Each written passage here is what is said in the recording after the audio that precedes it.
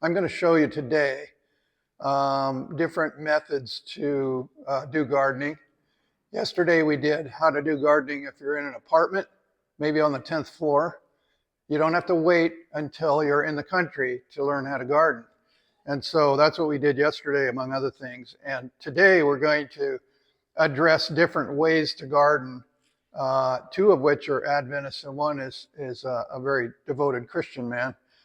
And so the thing about it is, if you have to live off your garden because the world falls apart, or you can't buy or sell, or there's an EMP and the grid goes down, any of those kind of things, maybe a war, if you don't have already the skills developed on how to garden, my wife's the gardener, I'm the fence builder, so if it depended on me, we'd probably starve, but I make a really good fence and a greenhouse and all that stuff. So we make a good team, but the thing is that if you can't just snap your fingers and say, oh, like for instance, a lot of people in our Adventist community will say, well, when there's a Sunday law, then it's time to get out of the cities. Well, not really, because it might be hard to get out of the cities then. And if you do, and you don't know how to garden, and you have bare land, and the ground hasn't been developed, and you haven't planted any fruit trees, how long is it going to take to be able to have produce that you can live off of when you haven't done it before? And so the purpose of us having these videos on our website is we've tried to cover every single aspect we can think of the things that you could need to learn about in order to be able to be self-sustaining. So there's a lot of really good stuff on there. A little background on that, I started this website and the videos when I told you yesterday about our journey of raising our kids in the country and then moving into the city and then moving back out into the country. And so when we got convinced finally to get back out in the country, I researched for like 6 months everything I could find out about being sustaining, like gardening techniques, like what happens when the grid goes down, what kind of things should you be getting now for later, and so forth. I watched every episode of Doomsday Prepper to learn, even though we're not Doomsday Preppers. I was able to glean some ideas from their strategies, because the Doomsday Prepper show, if you had never heard of that, was on National Geographic Channel, and it ran for like 5 years. And what they would do is each episode, they would go and on site, they would visit 3 different families that were prepping. Prepping is, preparing for bad times. And so they would say, well, what are you worried about? Oh, this one episode, this lady lives across the river from a nuclear power plant. And I am worried about the nuclear power plant being a target and blowing up. And so her prep was she built an underground bunker. Yes? She should be more worried about the water. Yeah. Well, and it was really funny at the end of the episode, she has this big old gun and she says, I'm not worried. I'm a prepper. And I'm thinking, you're going to be just blown up to smithereens. I don't care if you're in this underground bunker thing. But anyway, every episode had 3 different families worried about something and what they were doing to prepare it. So I gleaned everything I could of that was practical. And unfortunately, most doomsday preppers, one of their main things is collecting guns. I have a nephew that sent me a picture. My brother sent me a picture of his room full of guns, and he's got a gun like this big. It's like, good grief, what are you thinking? And I believe that God will take care of us. And I don't need guns to shoot a human being. I believe angels can surround me. Now that doesn't mean I might need a gun for a wild animal that's taking out my chickens or whatever, But I don't believe that God expects us to kill a human being to defend ourselves. So the difference, and I'm diverging a little bit, but I think this is pretty important. I used to analyze as I was researching this stuff What's the difference? What makes a doomsday prepper need to have guns, and how's it different from a Christian person preparing according to what we're told to do? Get out in the country and grow a garden and stuff like that. And I came to the conclusion that it has to do with we believe in creation. And a doomsday prepper, for the most part, believes in evolution. If you believe in evolution, you believe in survival of the fittest. So they need the guns because they want to be the last one standing. The guy coming on the property wanting to have food is an enemy to them because they want to be the one that's the survivor. That's the mindset if you are a believer in evolution. But if you're a Christian, God wants us to love people. And so, I went to Jerry Franklin's You Can Survive seminar in Arizona when we were, during the 6 months when we were learning all this stuff. And at the end of his presentation, there was question and answer, which I hope to do for you today. And somebody said, okay, so now you've followed the counsel, you moved out in the country and you have this garden and you're all able to take care of your family. The world falls apart and now a neighbor comes on your property and says, my family's hungry. Now in that scenario, a doomsday prepper will pull their gun out and say, don't cross my property or I'll take you out. And he said, what should a Christian do? And without batting an eye, he said, huh? Give them food. Give them food. Now that's different than gangs looting your place. But if it's somebody in need, God expects us to take care of our neighbor. Do we have an example in the Bible of how God promises to take care of you if you do that? Elijah, the widow was down to the very last meal. And the prophet said, share your food with me. And she didn't say, no, my son and I are going to die. She shared it. And they survived, all three of them, for the next 3.5 years through the drought. So I believe, personally, that when we get to that stage and someone needs genuine need, God will bless us if we need. The other thing is our family, we talk all the time about this. How much food do you have to grow to actually live all year long? And my son says, we can't grow enough. God will have to make up the difference. I believe that's the case. We need to do the best we can, and God will fill in the blanks. That doesn't mean we sit on our lawn chair and do nothing. Like some will say, well, I don't have to do anything until there's a Sunday law. Anyway, I'm giving a little background, kind of diverging here, but today's presentation, we're talking about the alternatives to the things that we spend money on. And I said yesterday, for those that weren't here, we were in Arizona, and I came to realize after we had moved back we'd moved into the city after raising our kids in the country. They went away to school, and so we basically, it was too much work to do the country property when we were gone to Arizona for the winter. So what we did is we sold it and built another house. So we had a house on each end that was on a 60-foot lot. Well, the problem is you can't grow anything on a 60-foot lot in the city. It doesn't work. Maybe the HOAs don't even let you grow corn. So we found out that pretty quick that wasn't going to work. So when we were analyzing the things that we had to pay for, literally everything that we had to pay for. Water, food, gasoline, medicines, everything. We had a grapefruit tree and an orange tree in our Arizona property, and it was very prolific. But you can't live off of grapefruit year round. And the house up here, we couldn't live off of it at all. They wouldn't let you grow a garden. We didn't have, it was all, anyway. So this is where we're focusing today, is how do you have a plan in the background so that when things go bad, you have already planned ahead for these things that right now you pay for. So yesterday we talked about our personal journey, the Arizona thing. We talked about different ways that life could change, the end of life as we know it.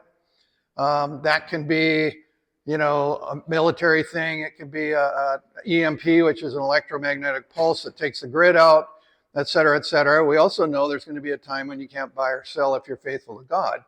So there's lots of ways that our life that we take for granted right now could change tomorrow.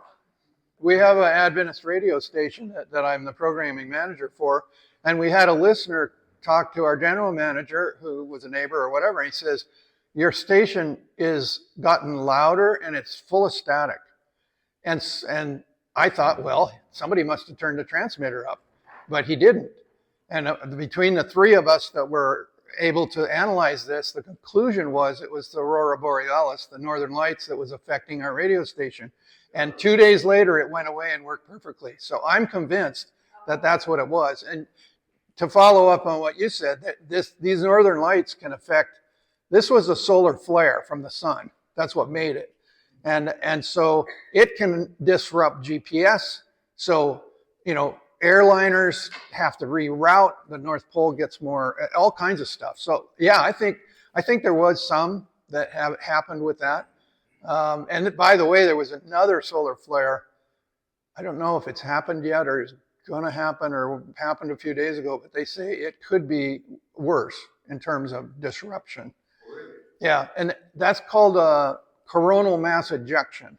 That's one way, a burst from the sun that can take out part of the grid.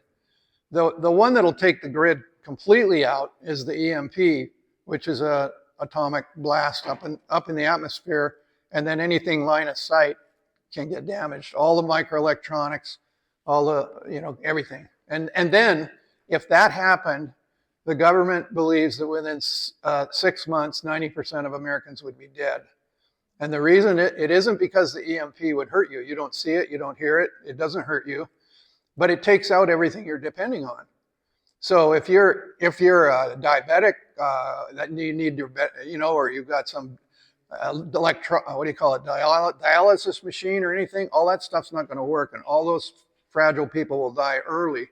And then you're going to get people getting desperate, and they're going to have gangs going around, and so it's not a good thing. We also talked yesterday, since you brought that up, about the grid could go down, the power grid, if there was a cyber attack. Now, a cyber attack is already, it's believed, the Chinese have infiltrated into our controls of our grid equipment, and all they have to do is flip a switch electronically, and the grid will go down. Those worms are already in place, the government believes, and so it's too late to keep them out, so to speak. And if that happens, all this electronics will still work, but the grid won't work. There won't be electricity. So that means that phone is going to go dead, and I won't be able to charge it up, etc. So anyway, that was yesterday. We talked about the councils Ellen White has about leaving the cities, and then gave examples of how to garden if you're still in the city up in a 10th floor apartment.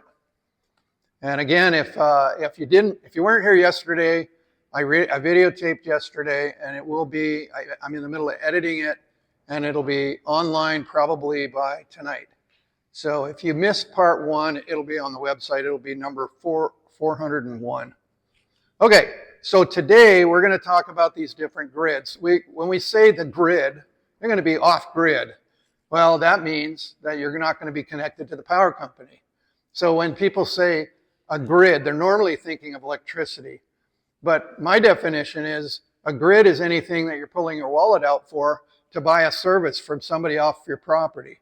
So that's food and all this other stuff: power, food, water, heat, finances, information, and medical. So what we're going to do today is we're going to look at each of these kind of categories, and what I want you to do is analyze your own personal life and what things do you have to pay for, and what trouble would you be in if you couldn't pay for them. And it's scary because every one of us is paying for everything. And so the goal here is for you to understand some strategies you could do now that would give you a backup in the background. Our place, for instance, our goal was not to be hermits up in northern Idaho and be off grid. Our goal was to live a normal life on a normal house, normal property, but have in the background these alternatives if things go bad. So let's take a look. Food. The food grid, like I talked about yesterday, my wife went to Sprouts to buy food at 10:30 in the morning, and there wasn't any produce. And the only reason is because the truck hadn't come that day. Well, what if the truck never comes? What if the power goes out for good? Now the pumps can't pump the diesel into the trucks, and they can't deliver. And then you can't pay for it because all you got is credit card.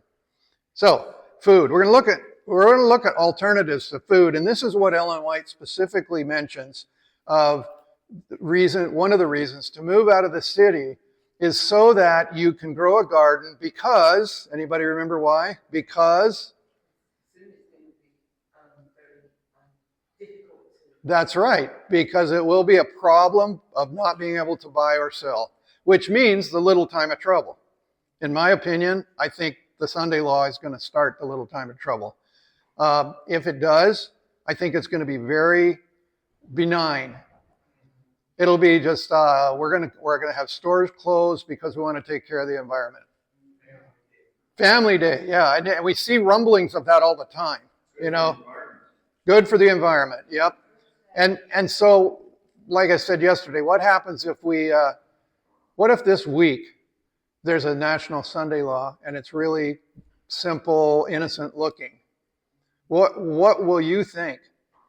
I'm going to think, man, I got to sit up and pay attention. This is the beginning. The clock started ticking.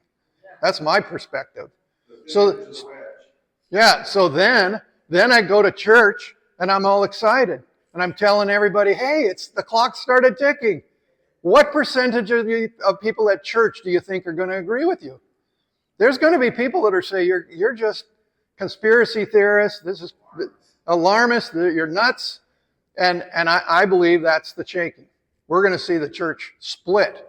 When there's a national Sunday law, we're going to see the church split, and people are going to get mad, and they're going to leave. And Ellen White says some of them will be our worst enemies when it comes to trying to persecute us. COVID was a wake-up call. It was a practice run, you might say, for the real thing. And, I love our church. I love the fact that we are part of this remnant that God has designed to do the final message, but I am ashamed of how our church addressed the COVID requirements. There are people that lost their jobs, and the church, we've got a religious liberty department. We will go and defend a Jew over the Sabbath that's not even a member of our church. But then when a person is going to lose their livelihood because they want a religious exemption, our church wouldn't give it to them. Shame on us. I know my pastor did because he wanted to be able to visit people in their homes. And I felt like that was a very selfless act. Because he might have thought the vaccine was dangerous, but he cared more about his parishioners. That's different than you're going to lose your job because you're a teacher for the state or a police officer or a fireman. Anyway, I pray that God will have our church leadership be a little smarter next time around. But we can't depend on the church. We have to depend on God. And we need to live up to our conscience no matter the cost. Okay, let's move along. So food, I'm going to show you 3 different gardening techniques that, and I have a handout and it's got all these things on it. I'm going to show you 3 different gardening techniques. This one is called the Mittleider method. How many of you have heard of that? Okay, about half of you. Jacob Mittleider was a Seventh-day Adventist. He was a scientist, you might say, and he was an herbalist. He was really into gardening. And he lived, I believe, in the Loma Linda area originally. And Loma Linda University had him travel the world to try to figure out, and I'm paraphrasing here, I may not have it exactly right, of methods of gardening that can help countries where people are starving because they don't have enough food. So the Mittleider method is something that became world famous. And there's training programs and there's books and everything. He has since passed away, but he spent his, entire life researching and trying things of how to do gardening in as little space as possible. So this is a picture of a Mittleider method. You'll notice there are raised beds. And one thing that I like about this concept is he plants the plants so close together there's no weeds. And the rows are wide enough to reach across and do it, but the typical gardening is you have this much plant and this much row, so you can rototill between it to keep the weeds out. Well, he'd make it jam-packed full of plants and then a walkway around it. So you can see that's pretty dense there. Here's another picture of the Mittleider method. And the tomatoes are growing vertically, and everything's crammed together. And in order to accomplish that, the ground in its normal gardening state can't support that much close together. So he has formulas of what to do to bring the nutrients up to the level that it needs to be. There's a training course that you can, this is a book, but there's also a training course, step-by-step guidebook for the home gardener, and it goes through all the different things to do for different kinds of plants. The next one I want to show you is the Ellen White method, and this one really intrigues me. We've done it. This is an example of the Ellen White method of planting trees. The one on the right is the Forest Service method, and the one on the left is the Ellen White method. And the picture says it's 6 years old, but you'll see from the video clip that it was 3.5 years old. But the little background, Ellen White spent 9 years of her life in Australia. That lady wasn't appreciated by the denomination leadership, so they exiled her to Australia. But she didn't complain. There's no record of her bad-mouthing leadership. She let God deal with it, and God gave her a ministry to do in Australia. So while she was there, she was helping to develop the Seventh Adventist Church in the South Pacific region, and in particular, establishing Avondale School of Christian Workers, later called Avondale College. During these years in Australia, she wrote the classic, The Desire of Ages. According to Milton Raymond Hook of Andrews University in 1978, Avondale School was established in 1894, but the search was a lengthy process. One of the potential properties was Lakeland Estates, which was deep chocolate-colored soil, but the property was too expensive, so they couldn't buy it. The Brettville Estates soil was sampled and considered poor and sour. When they were investigating the land at Kurenberg, our brethren held off from purchasing for a whole year, thinking to find some other locality, land that would compare well with the rich soil of Iowa. This they found, they finally decided could not be found, but the work was hindered for a whole year because some of the brethren had not the faith to move forward in spite of this discouraging appearances. In the night season, a representation had been given me, Ellen White says, that revealed this lack of faith. I seemed to be on the Avondale land, and while the horses were breaking away through the forest, I walked in an open space close to where the school buildings would stand. I saw a furrow made in the soil, 1 foot deep and about 4 in length. 2 of the brethren stood on the furrow, 1 on each end, and they were examining the soil and declared that it was of no value. But one stood by who said, "You have misjudged the worth of this land." He then explained the value of the different strata of the soil and their uses. When we came to Avondale to examine the estate, I went with the brethren to the tract of land. After a time, we came to the place I had dreamed of. There was the furrow I'd seen. The brethren looked at it with surprise. "How did it come to be there?" they asked. Then I told them of the dream that I'd had. "Well," they replied, "you can see the soil is no good." That, I answered, was the testimony borne by the men in the dream. And that was given as a reason why we should not occupy the land. But one stood by the upturned furrow and said, false testimony has been borne concerning the soil. God can furnish a table in the wilderness. A man whom we purchased our peach trees, from whom we purchased the peach trees, told me that he would be pleased to have me observe the way that they planted. I then asked him to let me show him how it had been represented in the night season, how it should be planted. I invited him to visit me. When the fruits were ripe, he said, you need no lesson from me to teach you how to plant. Here, this professional botanist doesn't even want to bother because he knows that's a really good system. She says, our crops were very successful. Peaches were most beautiful in coloring, the most delicious in flavor of any that I had tasted.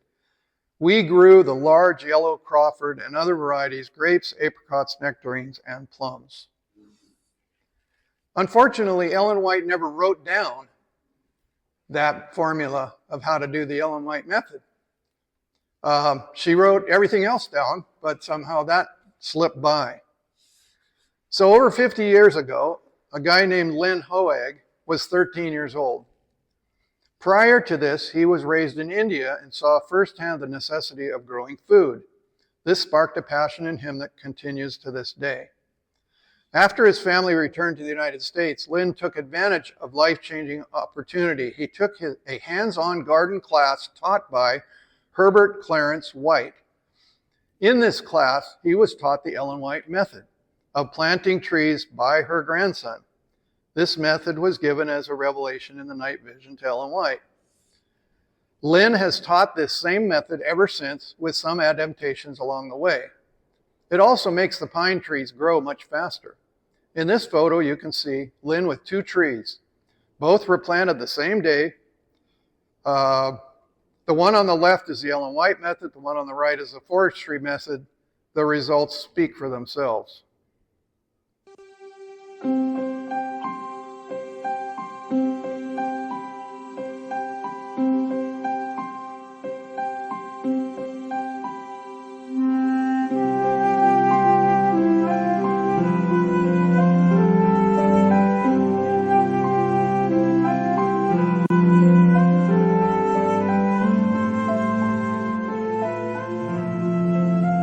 want to demonstrate a little bit of divine wisdom that God has given to His children at the end of time in these trees. And this is a tree that was planted what we call the Ellen White method.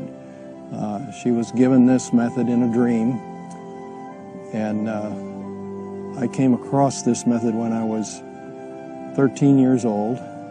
And every place I've lived from then until now, if I've lived there a year or more, I've planted trees this way.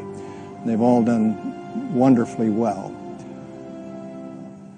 This tree is a little over 10 feet tall, and it's just about 3.5 years since we planted them. Now, all of these trees were just 6 inches or so little twigs. These are sequoias, giant sequoia trees. They're little twigs when we planted them.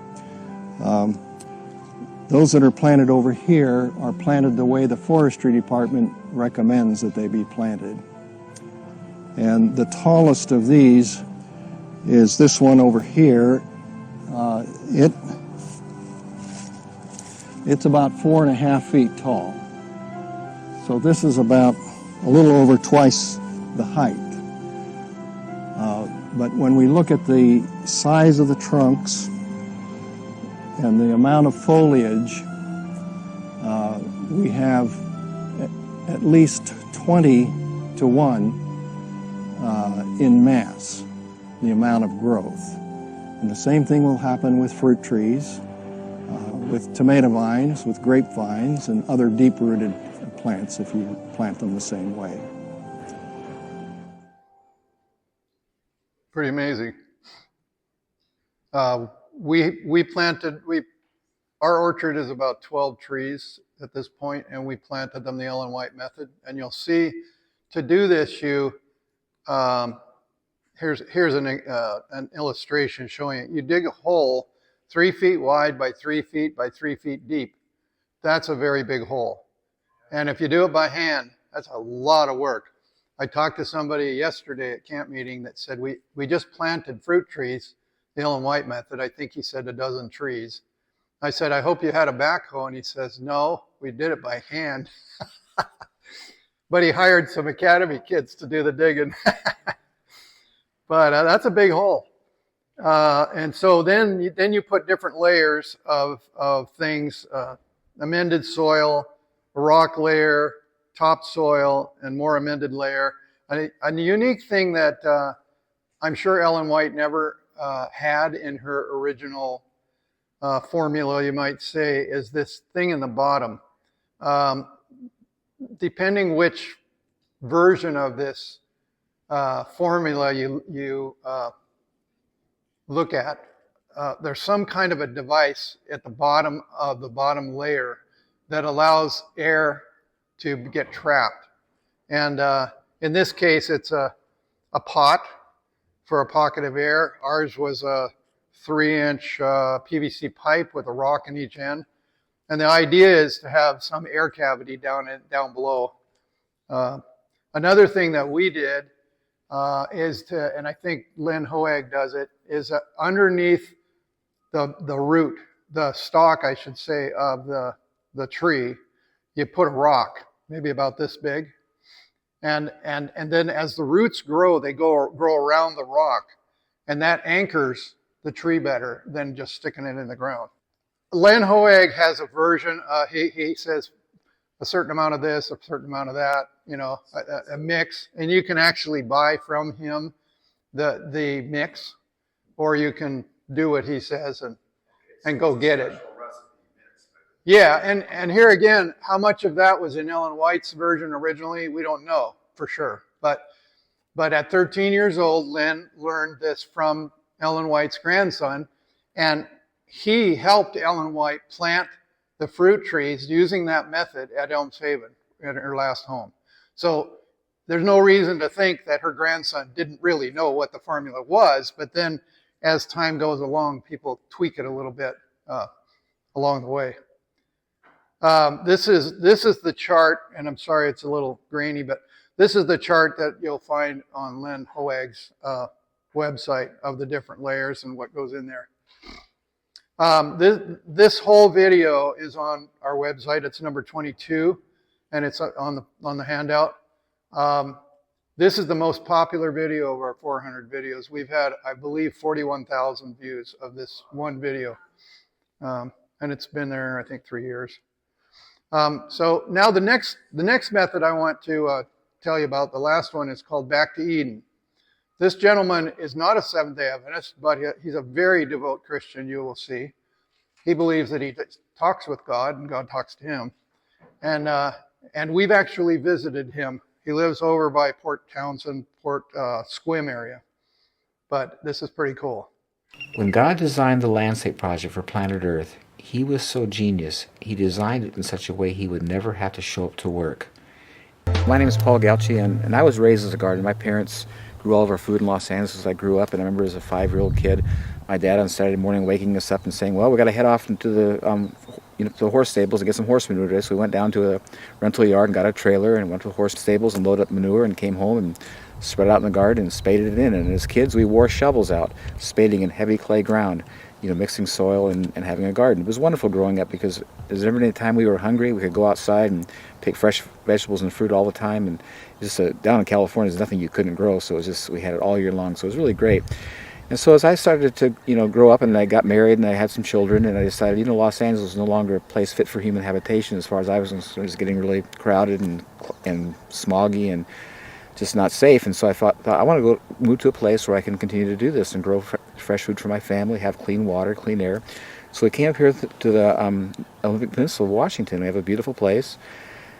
But we built a house and we faced a real challenge. We drilled a well, went 213 feet and got half a gallon a minute. And if you're doing the math and thinking about that, that's not enough water to do a garden. I'll never forget as long as I live. It was August 1979. You know, it was a great year to build a house. Didn't rain all summer, but boy, in August, all this grass was totally dead. The road coming in was all dust. I'm looking at that and saying, God, how am I going to grow fruits without water? And it was so incredible. I hear inside, he says, well, you're looking at the wrong thing. Turn around and look at your trees. And I pushed enough out when I built the house that I knew they had shallow roots. And I says, you know, God, you really have my attention. If you can show me how you do these without irrigation, I can do an orchard. So I went out to the woods of the Fork and I started moving this material underneath the trees, and I was totally amazed. This beautiful, soft, black, damp, incredible compost. When I saw that, I says, well, I can do this. This makes sense. So I started planting the trees out there, and at that time I had, you know, straw and sheep manure. Now I'm using wood chips, and it's been amazing. This orchard's been here 31 years now. It's never been watered or fertilized once. It goes through droughts or whatever, and it's just every year it gets better. As I was doing this orchard, experiencing these incredible results, because I was a creature of habit, and because our nature is to do things as we were taught and not to inquire from God, I says, okay, God, thanks for the help, but I can handle this on my own. And so for, I think, probably 17 years, I was out here diligently rototilling, hauling in organic material. You can see a place over here, my major rock pile. This is my altar. This is where all the rocks that came out of my garden over here. And I'm just doing this stuff, and I'm feeling out, I'm on this treadmill, just running in place, going nowhere, feeling like, oh, I'm going to keep up with this. You know, every spring, the ground is totally muddy and wet. When I tilled it, it turned to weeds in 5 to 7 days, solid green with weeds. I planted things 3 feet apart so I can rototill with it, you know, do the weeding with the tiller, and it was just labor intensive. And one day I got out my orchard, I don't know what motivated me, I got on my knees and I started moving these wood chips. And I'm down to my elbow in this beautiful black compost. And I got up and started screaming. I was so angry. I said, there's something wrong with this picture. I have been killing myself to get this in my garden. I don't have it. I didn't do anything here.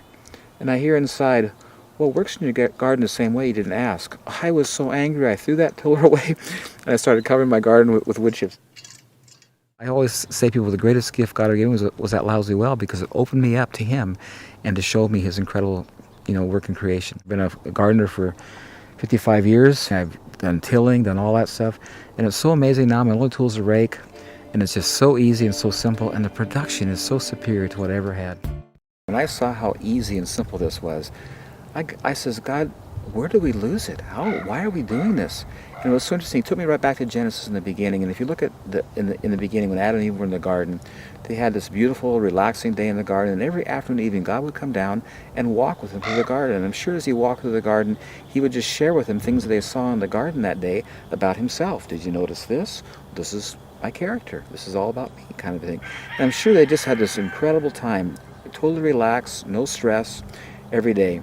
But when man sinned, the Scripture said things are going to change. And the wording is, by the sweat of your brow, you're going to raise food. Thistles and thorns and weeds are going to compete with you. And the next verse says, and man began to till the soil. You see, man never cultivated in the garden. He tended the garden, but he never disturbed the ground.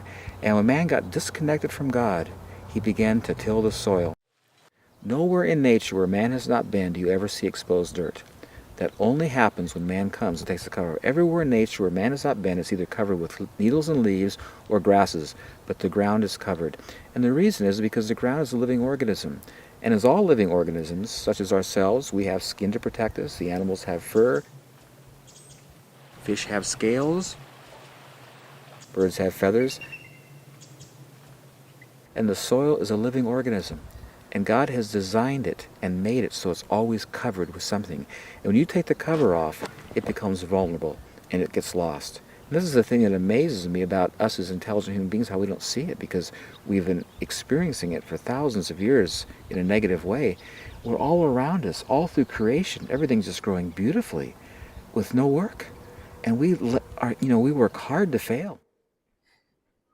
I don't know if you were able to hear what he was saying, but his name's Paul. He lives near Sequim, moved from Los Angeles. And we had the opportunity to go visit him. If you look carefully at his videos, the only tool he has is a rake. He got rid of the rototiller and everything else. He only has a rake. And what he doesn't say is he's a victim of Agent Orange from the military. So he uses the rake to support himself. And so even when he's talking, he's always got the rake. He was world known. People come from all over the world to visit him but his Agent Orange disease has gotten bad enough he doesn't have visitors anymore for the most part. But there's videos online. I've got links to his material and stuff, and it's amazing. So our son in Illinois is doing this. He's doing this system. He has a good source for wood chips from an arborist, and it's working really good. And he doesn't have to pull weeds, and it just grows like crazy. I tried to do it. I'm not the gardener. I'm the fence builder. And I got 3 big piles of chips, and you have to let them sit for like 2 years and rotate them and let them decompose. Well, my wife wanted to use them for ground cover and the blueberries and stuff, so there went my 2-year supply. And so we've never been able to do it. And I planted in the blueberry patch a potato, and she was saying, oh, see, it didn't work. It just get little, Well, it was just raw chips, It didn't have a chance to do what we're supposed to do. But now that my son is doing it, she's intrigued. And I met a guy at BC camp meeting last year that has done this for like 20 years. And he convinced my wife to do it. So we'll see if we can get the chips to do it. It's not, what you need is like these tree trimmers that go around along the highways and stuff. You need leaves and needles and twigs and that kind of mixture. You just don't want a bunch of just wood chips because they're too big and they don't decompose quick enough. Anyway, that's the Back to Eden method. And here's just a quick little picture of some of his produce. He let me go and sample some of his vegetables. Man, the flavor just exploded in your mouth. It was just amazing. And the only tool he had was a rake, and he didn't have to pull weeds.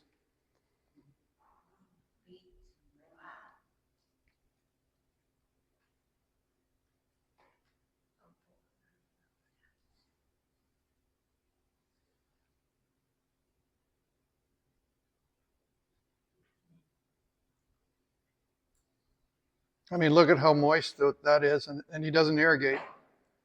He doesn't water it yet? No, it doesn't have to. That's what he said about the orchard. Now, he does have chickens. One weird thing about him is he drinks 6 raw eggs a day. So he has chickens, but then the chickens, he throws all of his scraps into the chicken area. The chickens tear it all apart and pick it apart and make beautiful compost or fertilizer that he then can spread on some of the more delicate vegetables and the herbs and stuff. When we were done with the tour, we asked him if he'd heard about the Ellen White method. And he said, well, I'm familiar with Ellen White, but no. And so we sent him the DVD, Planting the Ellen White Method, that I showed part of it. And we sent him the Country Living book. And so we'll pray that planted a seed, because he obviously is a God-fearing person. So does he have the water lines under the... He has no water. It doesn't need watering. He doesn't water or fertilize. He hasn't watered or fertilized his orchard for 30 years. And it's gone through droughts and everything. Okay, now on our website, and again, these 400 videos are on YouTube, but I categorize them on the website so you can find them easy.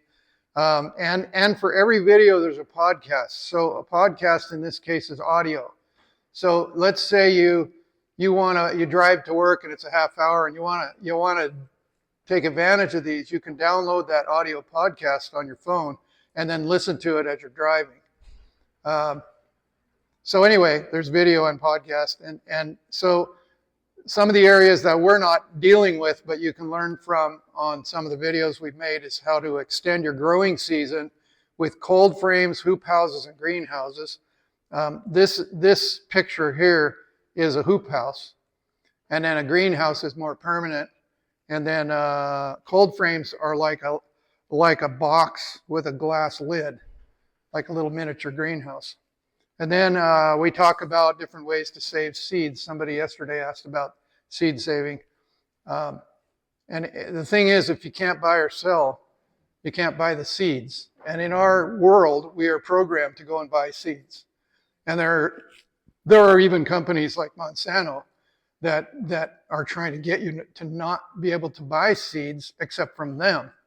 So she was saying that there were some states where they was against the law to go in your garden because it's dangerous. During the pandemic, is that what maybe I misspoke? Yeah, during the pandemic, there were some states that said you couldn't go in your garden because it was dangerous. Oh, to buy the seeds, yeah, yeah. But see, if you buy seeds that can replicate themselves, then you can do your own.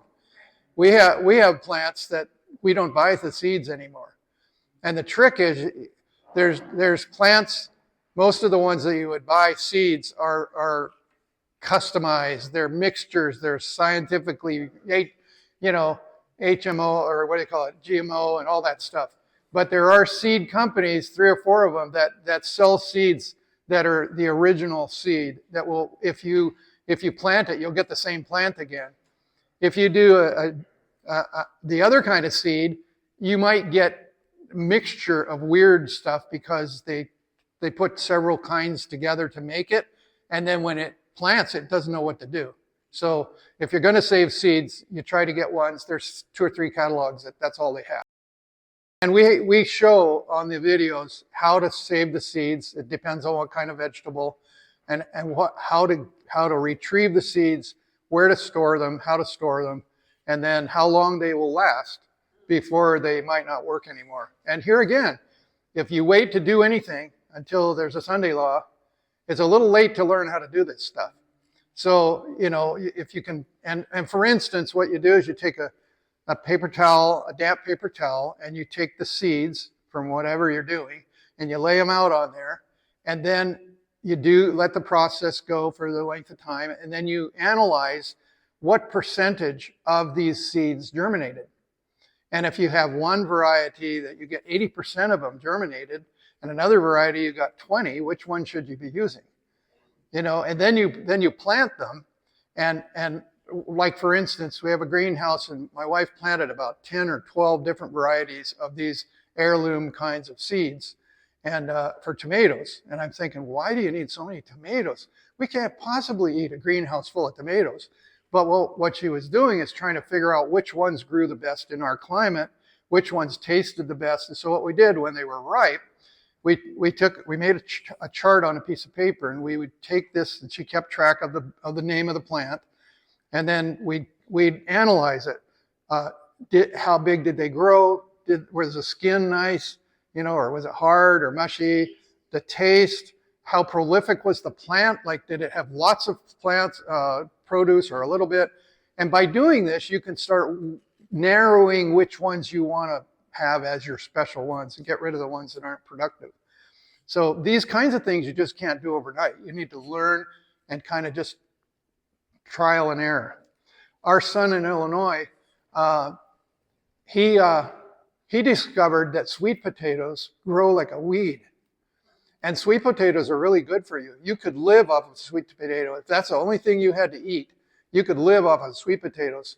And he's letting his sweet potatoes just take over his garden. And because he just wants to have lots of them, because if times get tough, he's going to have a lot of, and you don't have to do anything. They just grow. It probably doesn't last as long as like a white potato kind of thing. As you know, this spring has been wet and cold, and it's been hard to get things in the garden on time. And as a matter of fact, Kathy had started a bunch of little starts in the house with a grow light, and then you transplant them and get them outside. Well, now it's camp meeting. What am I going to do with all these starts? If nobody's home, they're not going to get watered enough, and they'll die. So the back of our pickup is full of trays with starts from home for the garden. But anyway, what I'm getting at is that you need to learn these things by trial and error. You need to try different varieties. You need to keep track. And by the way, if you write a label on a little stake and put it next to the plant, make sure you use a pen that will still be readable by the time you want to know what it is, because we learned the wrong way if you just have a normal Sharpie and you write on it. By the time harvest comes, it's gone. You can't tell what the name was. So, and then we have, you asked about how would you keep the potatoes. You know, there are things that you can in jars. There's things that you can freeze. There's things that you can dehydrate. That you could do sweet potato chips by dehydrating them, come to think of it. So we have videos on how to preserve food, how to do food drying when you can't buy or sell. Pantries and cold rooms. If you're going to have things in jars, where do you put them? They need to be in a cool place. And so we talk about that. We talk about storing food in different methods without electricity. In our case, we've got, I think, 5 refrigeration or freezer units. So, I mean, like blueberries. My job is to pick the blueberries and process them. They're easy. You just pick them. You don't even wash them because we don't spray them or anything. And you just lay them out and let them freeze and put them in Ziploc bags and you're done. And so the problem is you need a freezer. And so what happens if you can't have electricity? Well, we have solar and batteries, so we're assuming we have enough power if everything goes bad to be able to have all of our refrigeration units continue to run. Because if you had a freezer full of food and the power went out and you couldn't keep it freezing, that'd be a big loss to lose a whole freezer full of food. And we have a whole section on the website called Grid Down. And in that we not only talk about solar and all of that, but if there's an EMP and it takes out microelectronics, it could take out your inverter. Inverter takes you have a thing called a charge controller. The solar goes, or whatever source you have, it could be hydro or whatever, we'll talk about those, but it comes and it goes in through this device called a charge controller. Its job is to maintain your batteries. So it'll take that power and put it into the batteries to keep them full.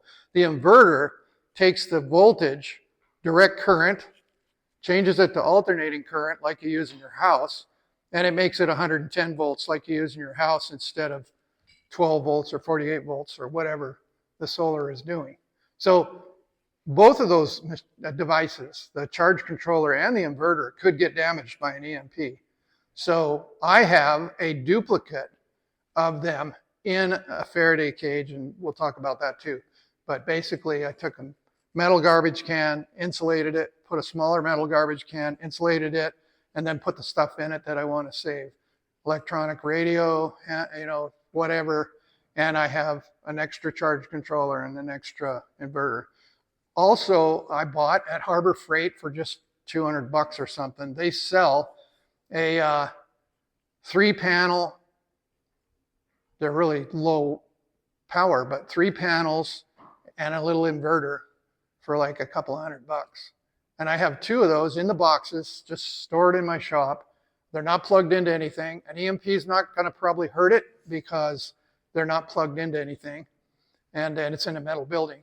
So if worse came to worse, if you had one of those, you could at least charge, a flashlight, a cell phone, maybe a radio, that kind of stuff. Okay, so that was the food grid. Now let's talk about the power grid, which happens to be the subject we're talking about anyway. There are different ways to make power. Let's see, when does this end? 10:15? 15 minutes? Oh boy. Oh boy. We gotta get going. Okay, so solar is the most popular way to do it because there's no moving parts, they're relatively inexpensive, and it's not illegal. Micro hydro is making power off the water, and that can be problematic from a legal point of view, and you have to have property with water going downhill fast enough to generate the electricity. So solar is a really good way to go, and depending on where you live in the United States, how many panels do you need to accomplish what you're trying to do? The next one is wind, and wind is good, except it's a mechanical device. So it's going to be needing maintenance. It could break. And it has to be high enough to not be blocked by surrounding trees and stuff. I have a friend in Texas, an Adventist guy, who he has wind and solar. He has an 80-foot tower with a wind generator on it. And the guy that sold it and set it up for him said, the nice thing about this system is it has a fail-safe. So if there's a really strong wind, it'll shut off so it doesn't destroy itself.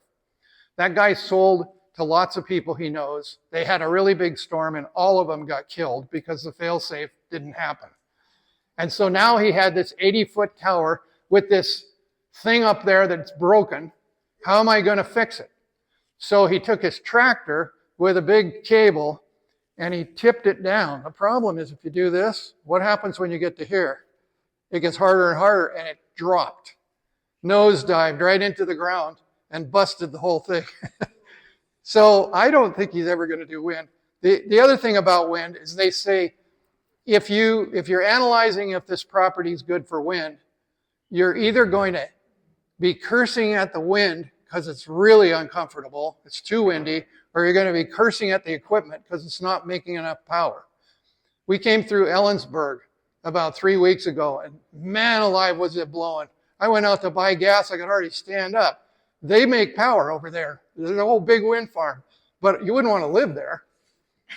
Okay, here's a picture of one that's getting demolished with a windstorm.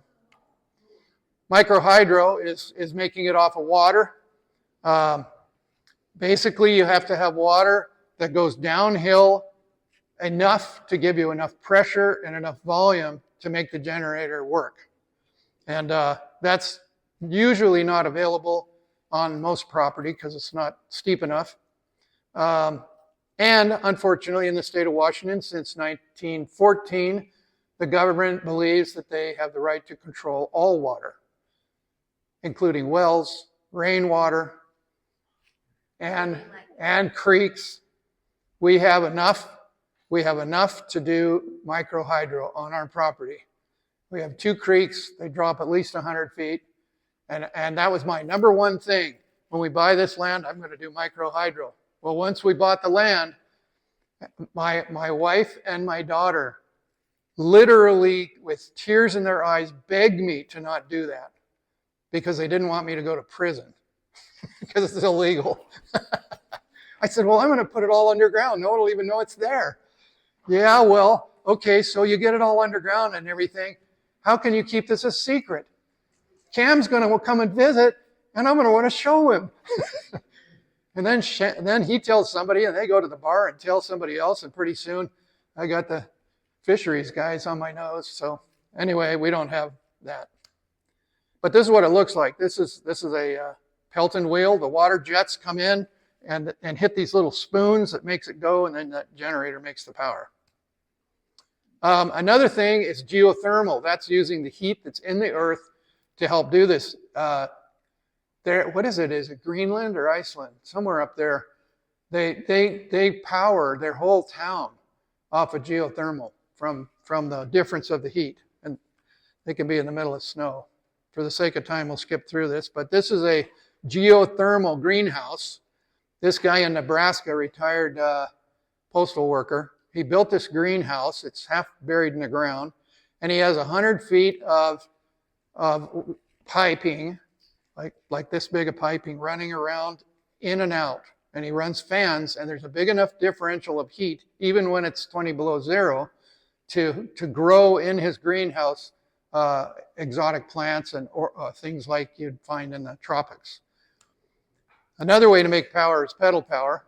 You could do a pedal bike, but all the research I've done, you're going to consume more energy than you're ever going to get out of it. But this is a good one. We've got something like this in our emergency stuff. You can have a multi-bandwidth, emergency radio, Red Cross deal, and you can hand crank it. If the battery goes dead, you can crank it. And so that's pretty neat. So which alternative is the best choice? By far, most people would say solar. Even though we could say, well, we don't get enough sun in the winter, blah, blah, blah. Well, it's true, but you can buy more solar panels. Just make up the difference by having more solar panels. And, if you get 4 days of dark winter, the solar's not going to do it. And so then you'd run a generator or just don't use the electricity. You know, if times were really bad and you had freezers with food in it, if you couldn't run the electricity for 2 days and you didn't open the refrigerator freezer units, it'd probably be fine. But if you open it, you can't recoup it. Another backup is to have water. This is an old-fashioned well. You can have, this is a normal well. You can have a spring. We've got videos on all this stuff. Rain harvesting. This happens to be what we do. I have 45,000 gallon capacity. They're all full right now. And then we do our irrigating and our domestic water out of the rain off of our roofs. If you had a waterfall, you could really, really do it. This is a neat deal. A ram pump. We don't have time to go into it, but basically with a ram pump, farmers use them for hundreds of years. There's no electricity involved, and it will push water up higher than where the water came from by a mechanical phenomena that I think is really cool. And then filtering your water. We have in our emergency stuff from REI a filter that you use for backpacking, and then you can take any water and make it into good water. Heat. The heat grid, basically every form of heat that we use is not going to survive in tough times. What you need to be able to do is wood. So here's a wood stove. Here's a kitchen wood stove that heats the house. And this is a kitchen wood stove that heats the house and makes hot water and bakes, et cetera, et cetera. Medical grid. If you can't get your medical supplies, what are you going to do? I'm type 2 diabetic. What are you going to do? Well, you know, the Philippines. Are you from the Philippines by any chance? I'm from Indonesia. Do they use the insulin plant in your country? I didn't. You don't know? Well, in the Philippines, they have a plant for people that can't afford to buy metformin. It's called the insulin plant. And I have a friend who brought a plant from the Philippines, and we're going to get a slip off of that and grow it in the greenhouse so that I'd have an alternative. We have a whole section on hydrotherapy. Spirit of Prophecy has a lot of good stuff about how to use hot and cold water to help you get better. And wild edible and medicinal plants. We fortunately live in an area of the country where lots of that is available out in the woods. Financial grid. What are you going to do if you can't buy or sell and you can't get to your bank account and so forth? Some people buy gold or silver coins. The problem I have with depending on that, let's say you want to barter and you want to buy a loaf of bread from a neighbor. Are you going to give them a whole coin? Are you going to cut a coin? How are you going to do that? You know. So anyway, that's something to think about. But I think bartering is the way to go. I'll grow the tomatoes, you grow the lettuce, and let's do together. Revelation 13, he calls all, both small and great, rich and poor, free and bond, to receive a mark on their right hand and on their foreheads, that no man may buy or sell, save he that had the mark, or the name of the beast, or the number of his name. Country Living, page 9. Again and again, the Lord has instructed that our people are to take their families away from the cities into the countries where they can raise their own provisions for the future. In the future, the problem of buying and selling will be a very serious one. We should now begin to heed the instruction given us over and over again. To be aware of new videos like this one, be sure to subscribe to the Preparing for the Time of Trouble channel. For more free videos and downloadable audio podcasts, as well as handouts, go to www.preparingforthetimeoftrouble.com. Topic categories include recordings of live seminar presentations, country living, sustainable gardening, homestead remedies, how to be self-sufficient when the grid goes down, wild edible and medicinal plants, hydrotherapy, and end-time Bible prophecies. To take advantage of these free resources, go to preparingforthetimeoftrouble.com.